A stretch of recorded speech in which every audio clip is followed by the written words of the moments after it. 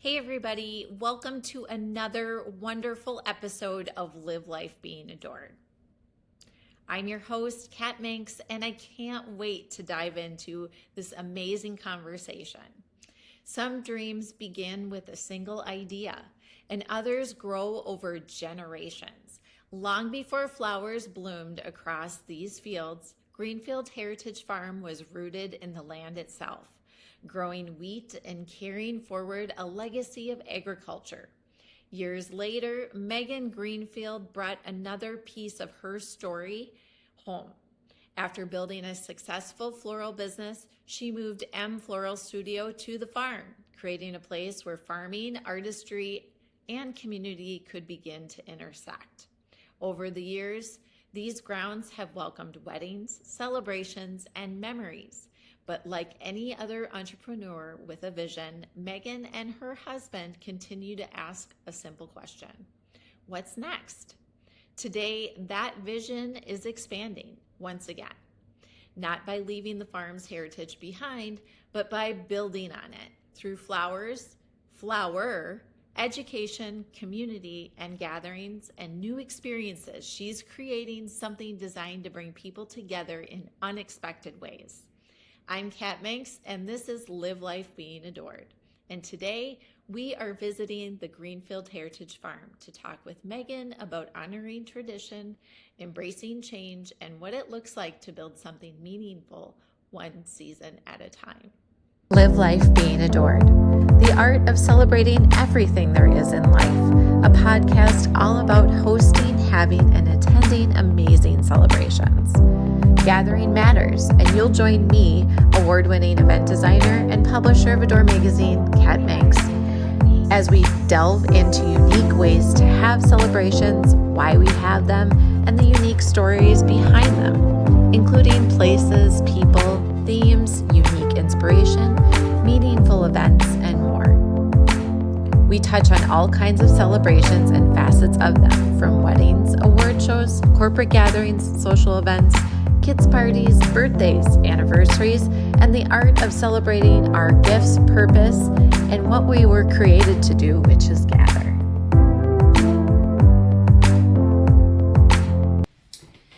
Hey everybody, welcome to another episode of Live Life Being Adored. I'm your host, Kat Manx, and I am sitting here today with Meghan Greenfield of Greenfield Heritage Farm and M Flower Studio. She is talking all about with us today the fact that they are growing this beautiful farm into something magical for families and for many people to enjoy. And we're going to be talking all about that and all of her experience in building this wonderful place and building her business. So let's get started. So Meghan, tell me a little bit about your background in events and your journey in the flower and event business, and then how you came to be at Greenfield Farm. Oh, long question. short scenario. Well, I started in the flower industry as a 17-year-old, and then went to college. Fast forward, came back, bought the business, rebranded, and then kind of jumped a couple different flower shops. I actually had the physical retail shop, completely different experience, but I was really tapping into the wedding world at that point. Met my husband, Dave, moved to his family farm, and moved the whole shop here, rebuilt the milk house, and now I have a cute little studio on the farm, just doing weddings and events. Okay. Was that short? That's short enough for sure. But we know that your industry, your presence in the industry has been a long time. How many years have you been in the industry actually? Since I bought the studio, 18 years. Okay. Yes. I feel like I'm getting old at that point, but it's 18 years. It's been ups and downs, learning hard lessons very quickly, but there's been a lot of good things that come to it too.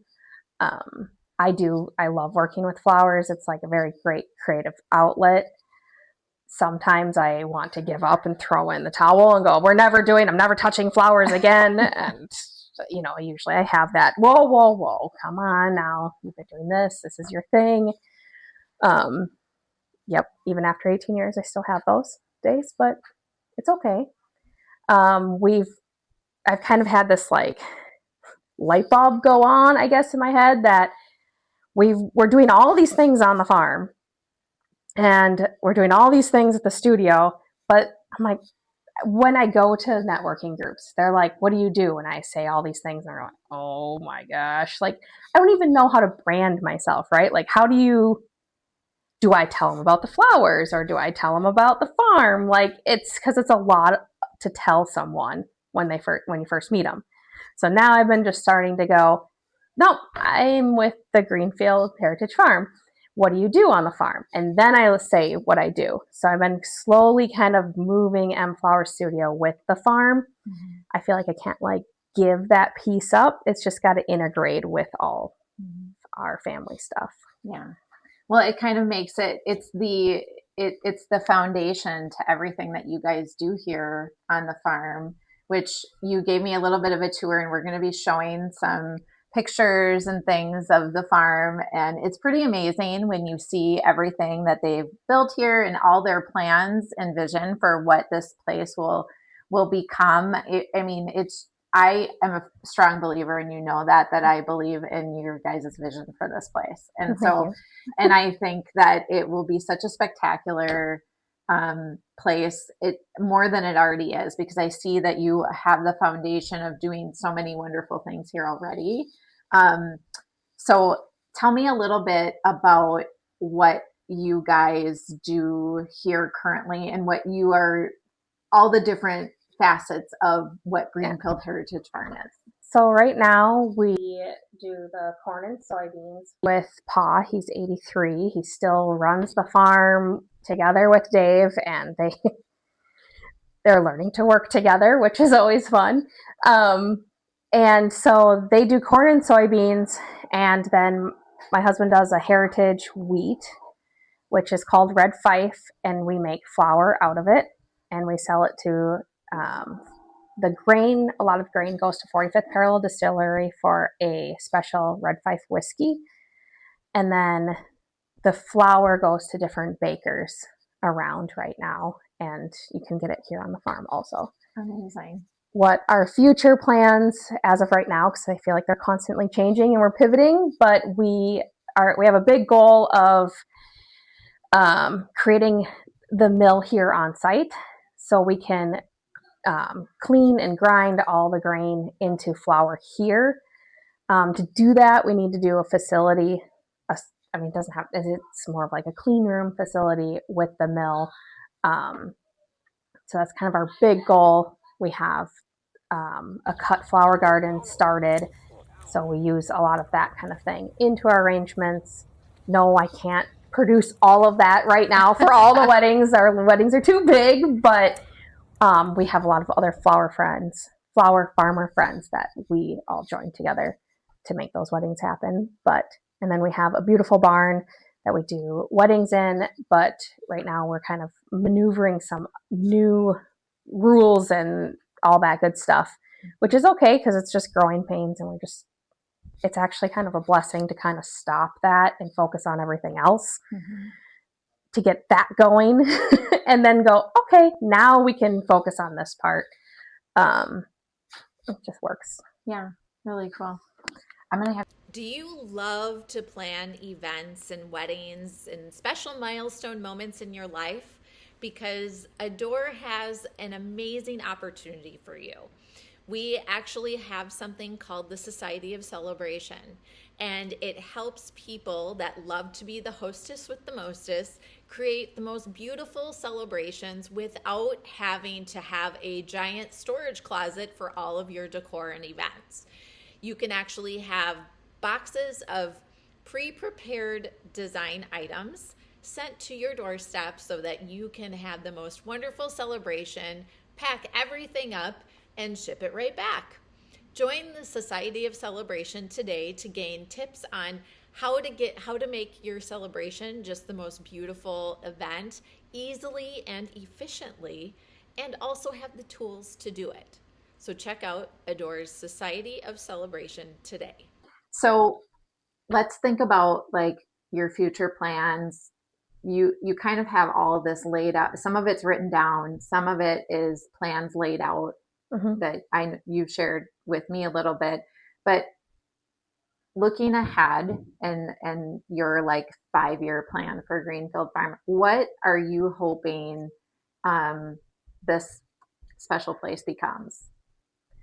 So I see people like having like a full farm experience, like of what we do, like sharing the land. They can go for like a nature walk, to the Fun Stick Fort or something like that. Come and see that I guess, okay, so if you walk in and you park right and you see like a little farm store and you can go and watch us mill the flower. Go through the cut flower gardens, cut a fresh bouquet, and I don't know, maybe have like a future little bakery or something like that. I know that's when you start dreaming, right? You see all these things, but I guess in the next 5 years for sure to have like some kind of farm store, share the experiences and have our mill here, and just be able to have people come out and see everything. Mm-hmm. What made you want to build something bigger than just your flower business? Ooh, well, a lot of things. Like this is like our heritage, right? Like I look at the next generation, my little guy Logan, and go, okay, what do we want to build for him and his future? A couple years ago now, my husband stepped away from his other jobs to be solely on the farm to be able to work with his dad and stuff like that to really learn more about all the ins and outs of how the farm works. And it just felt like true to our family that we needed to do this. I guess that's kind of in a nutshell. I mean, that's my why. Every day we wake up and go, no, the Greenfields have been here for over 150 years. Like we have to keep it going.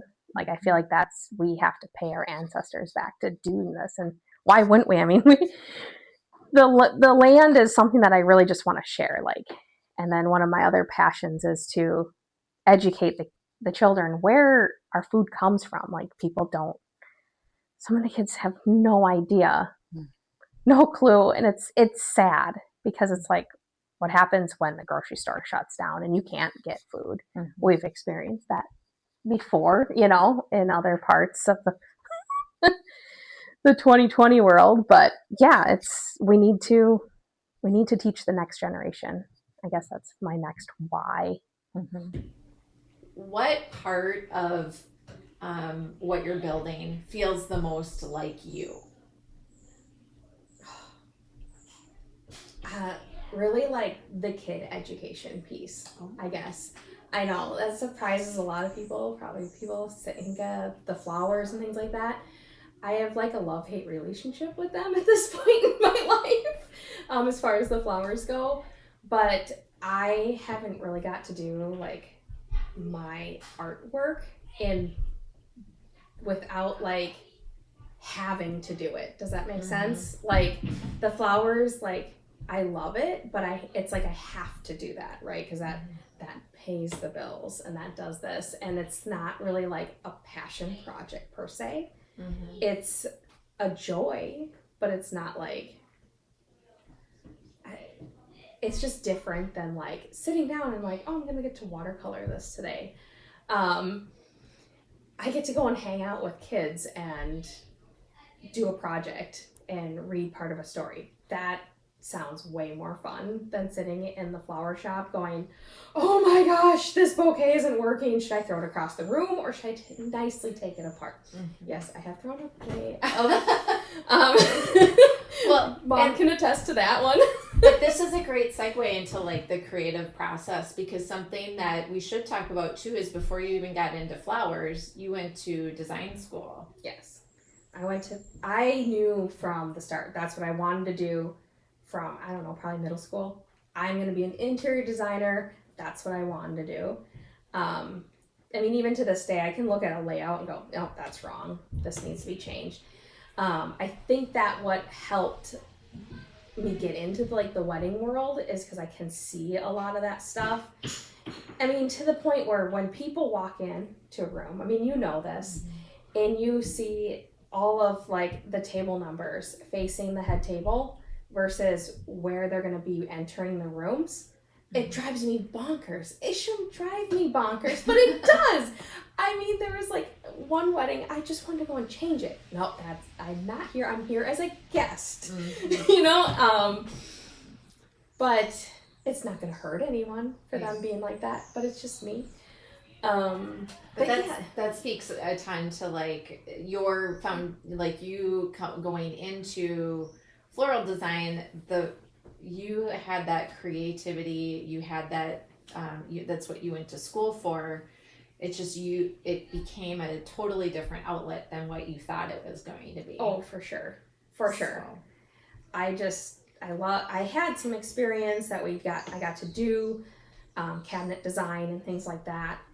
And then I was always in the back of my mind, like I loved being at the flower shop and I loved doing that. I think because I got to meet different people constantly as far as the retail end of it goes, working with doing an event for someone, even whether it's corporate or wedding, you get to know these people and you get to know what you're actually doing.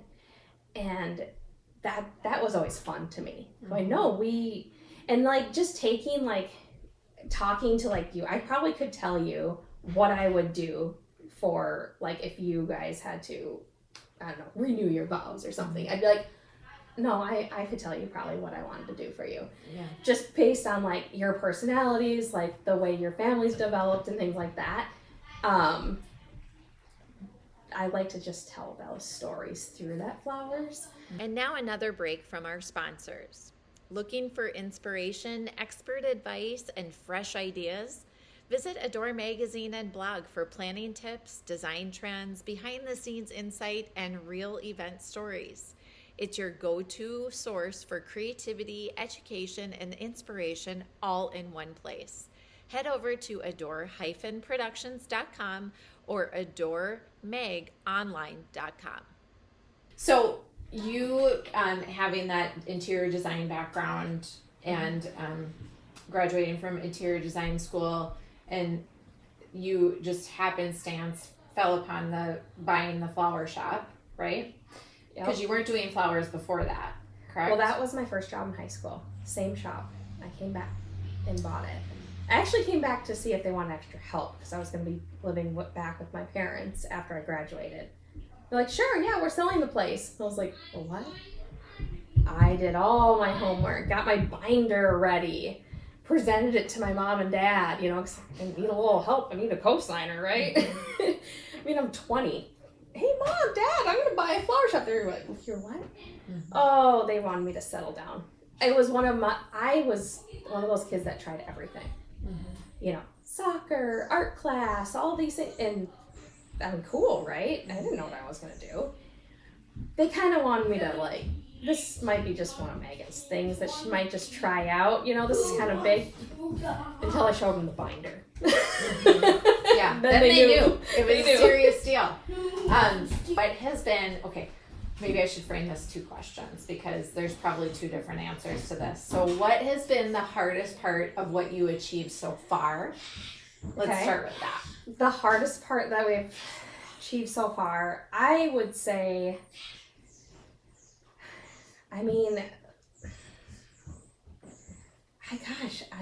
there's been a lot of struggles. I guess I would say the hardest part is when I wasn't sure. I had the shop in Woodbury and I wasn't sure what to do from there. I knew I had to have a change, but I wasn't really ready to like move again. It's a lot. At that time, I was married to my husband Dave at that point, and we kind of made that decision together. Nope, we're gonna just close that. We moved everything here. Mind you, the house didn't look like this. We were in the middle of a remodel, major remodel. We moved the entire shop into the dining room and put like basically plastic over it and go, yeah, we'll just work in here. 2 weeks, I think I was in depression. Netflix binging, like I wasn't getting dressed. Like, yeah, I answer the phone. Clients were probably like, what is wrong with her? Just that transition, and then once we made the spot here that I could actually work, and really made it a spot for the flower studio, I felt a lot better. I think that was one of our biggest challenges. And then, the next challenge was years later when Dave was kind of trying to make that decision of going, should I quit the job so I can be here on the farm full time? Like, I really, Dad's getting older. I want to learn from him, all these things. And just go do it, go to Meghan, like, let's do it. And then, like, the flower studio was doing really good to the point where we'll float us. Whatever happens, we'll be okay. Well, once you make that decision, I swear, like, God's kind of laughing at us at that point, going, oh, no, we got to throw a couple more things at you. But all those little steps just made us stronger, I feel like. Yeah, we got different challenges, but we were learning hard. Then we were doing the wheat, and we were doing all these things. So it brought us to a spot now that we can go, wow, we actually have something. Mm-hmm. And so, I don't regret any of that either. Like, we had to go through that.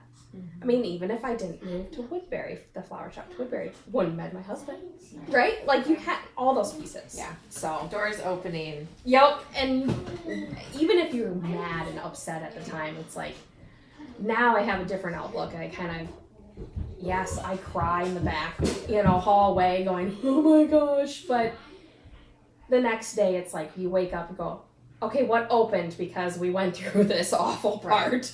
Right. We had to rip up the field and we had to replant. But is it going to grow back more beautiful? And did we have to do that? Are we going to have the best crop ever? I think so.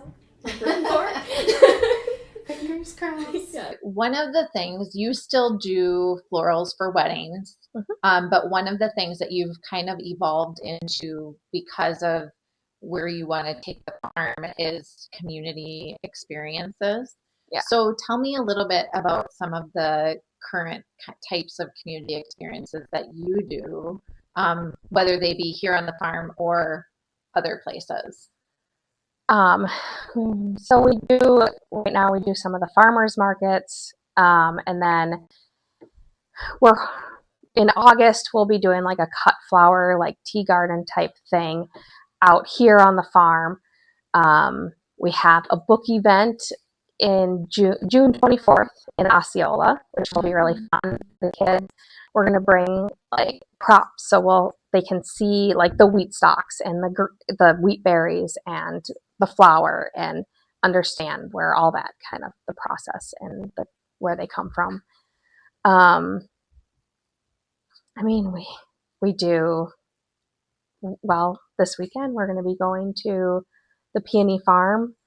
And that's about an hour away from me yet, but it's Fina's Gardens. It's beautiful there also. They rows and rows of peonies, and we're going to be doing a workshop. So the ladies will be going to cut their own peonies, and then I'm going to show them how to design in the vase together. So cool! Super excited about that. Her open house is on Saturday. I don't know if I'll have this edited by Saturday, but that's okay. Still, good plug for her. Yes. Yes, I don't. That'll be really quick, but yeah, it's been fun. You teach classes like all over too. Yes. To not only like to have like an educational piece, mm-hmm. to everything from real floral arranging to like food for kids and different things like that. You do that at all different types all of events, different right? places. Yes. Yeah. And that is it's the most funnest when we get the kids and the families all involved. But yeah, we can do workshops, flower workshops and book events. It's so fun. That's so cool. And speaking of book events, I want to show Meghan This is one of her books. She actually has, this is her second book, so it's a children's book. And she's packaging it with the flower, right? Yep. To be potentially a subscription type of thing in the future, right? Mm-hmm. So very cool. Check it out. It's called Logan's Legend, Lost in the Fields of Gold. And it talks, do you want to tell me like what the premise of the book is? So basically it is where flower comes from, but he kind of goes back in time, maybe. We kind of leave it up to the reader. If it says dream or if he truly does go back. And he goes through, so he sees the whole year of the old farm equipment, how they actually had to do it. They didn't have big, huge 6-row plows that went down the rows to plow the fields. They had one with like an ox or a horse in front, and you had to hand put the seeds in. And then the different like binding and cutting mechanisms that they use. So we kind of explained that. An old school way, kind of giving a little bit, I don't know, honor to our heritage of where that came from. But yeah, I guess that's kind of the whole thing. And then in the back we have a recipe for the kids to make together that you can put our flour in. So, and then the first book was about dreams, right? Yeah. That one has been in my head for a long time, and I just had to get it out. I kind of use that as like my practice book. Like, oh, here, we're just going to do some quick fire questions. So, Megan, get ready. Okay. Wildflowers or structured arrangements? Ooh, okay. Wildflowers. Okay. One word for this season. This season right now, growth. Ooh, good one.